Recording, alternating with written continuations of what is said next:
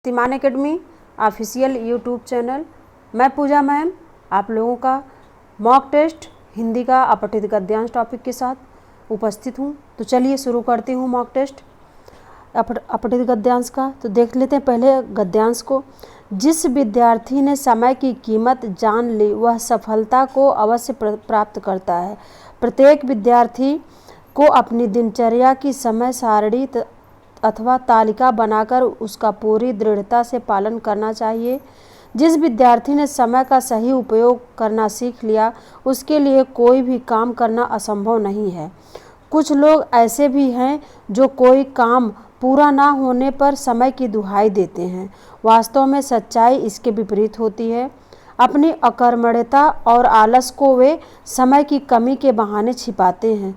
कुछ लोगों को अकर्मण्य रहकर निठल्ले समय बिताना अच्छा लगता है। ऐसे लोग केवल बातूनी होते हैं। दुनिया के सफलतम व्यक्तियों ने सदैव कार्य व्यस्तता में जीवन बिताया है। उनकी सफलता का रहस्य समय का सदुपयोग रहा है। दुनिया में अथवा प्रकृति में हर वस्तु का समय निश्चित है। समय बीत जाने के बाद कार्य फलप्रद नहीं होता। तो ये था अपठित गद्यांश। आइए इसके प्रश्नों को देख लेती हूँ। ये रहा पहला प्रश्न। कुछ लोग समय की कमी के बहाने क्या छुपाते हैं? तो कुछ लोग समय की कमी के बहाने जो छुपाते हैं वो है अकर्मण्यता और आलस्य को छुपाते हैं, यानी विकल्प बी उत्तर इसका सही होगा।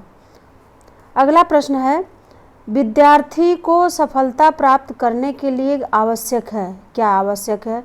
तो विद्यार्थी को सफलता प्राप्त करने के लिए आवश्यक समय की कीमत समझना, यानी विकल्प डी उत्तर इसका सही होगा। सारे प्रश्नों के जवाब इसमें हमको अपठित गद्यांश पढ़ते समय मिल गए हैं।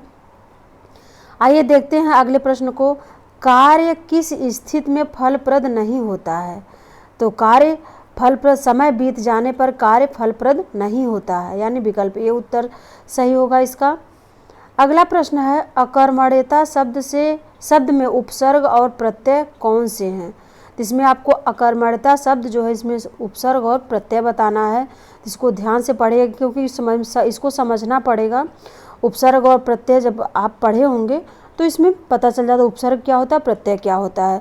तो इस शब्द में दिया, तो इसमें क्या नाम गद्यांश में तो दिया गया है, लेकिन इस शब्द का उपसर्ग और प्रत्यय नहीं दिया गया है, तो इसलिए इसको ध्यान से पढ़िएगा। मैं बता दे रही हूँ, अकर्मण्यता शब्द में अ उपसर्ग लगा है, नहीं तो कर्मण्यता शब्द होता, लेकिन अ उपसर्ग लगा है तो अकर्मण्यता हो गया। अ उपसर्ग तथा ता प्रत्यय लगा है, नहीं तो कर्मण्य होगा शब्द।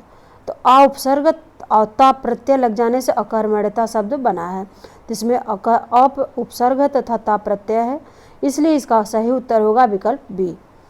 अगला प्रश्न है, दुनिया के सफलतम व्यक्तियों की सफलता का रहस्य क्या है? तो दुनिया के सफलतम व्यक्तियों की सफलता का रहस्य होता है कि समय का सदुपयोग, यानी विकल्प सी उत्तर इसका सही होगा। ये थे तो पहले अपठित गद्यांश के प्रश्न और अपठित गद्यांश। अब आइए दूसरे को देखती हूँ। दूसरा है अपठित गद्यांश। एकता के महत्व से संबंधित अनेक लोकोक्तियाँ प्रचलित हैं, यथा जैसे 10 की लाठी 1 का बोझ, अकेला चना भार नहीं फोड़ सकता इत्यादि सब लोकोक्तियाँ हैं। एक तिनकी की क्या हस्ती, लेकिन जब वही तिनका संगठित होकर रस्सी बन जाता है तब इससे बलशाली हाथी भी बांध दिया जाता है या बंध जाता है।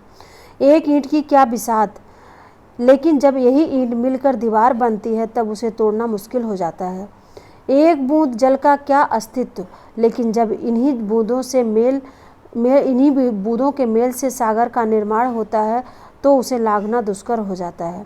एक चींटी की क्या औकात, लेकिन जब ये छोटी सी चींटियाँ एक साथ हो जाती हैं तब अपने से बड़े आकार के जीवों को चट कर जाती हैं। एकता के महत्व से असंबंधित एक किसान और उसके बच्चों की एक और लकड़ी के टुकड़ों की एक कथा प्रचलित है।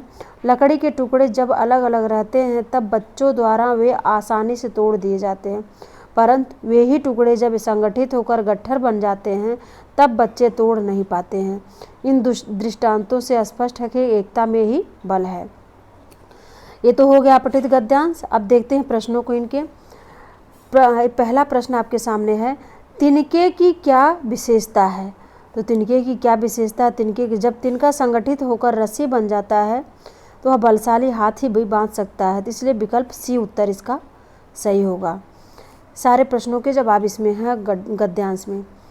अगला प्रश्न देखते हैं, बूंदों के मेल का क्या महत्व है? यानी बूंदों के मेल से क्या बनता है, उसका क्या महत्व है? तो बूंदों के मेल से सागर का निर्माण होता है, यानी विकल्प बी उत्तर इसका सही होगा। आइए देखते हैं अगला प्रश्न, जब चींटियां एक साथ हो जाती हैं तो वाक्य पूरा करना है आपको। जब चींटियां एक साथ हो जाती हैं तो उसका क्या महत्व होता है? तो जब चींटियां एक साथ हो जाती हैं तो अपने से बड़े आकार के जीवों को चट कर जाती हैं, यानी विकल्प डी उत्तर इसका सही होगा। आइए देखते हैं अगले प्रश्न को, अकेला चना भाड़ नहीं फोड़ सकता, इस लोकोक्ति का अर्थ क्या होगा? तो अकेला चना भाड़ नहीं फोड़ सकता, इसका इस लोकोक्ति का अर्थ है अकेला व्यक्ति कुछ नहीं कर सकता, यानी विकल्प ए उत्तर इसका सही होगा। अगला प्रश्न आपके सामने है, इस गद्यांश का उपयुक्त शीर्षक लिखिए।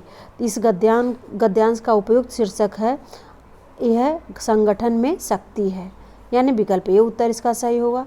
तो ये था आज का वीडियो, इसको देखते रहिए, स्वस्थ रहिए। तब तक के लिए नमस्कार, फिर मिलूंगी मैं अगली वीडियो के साथ।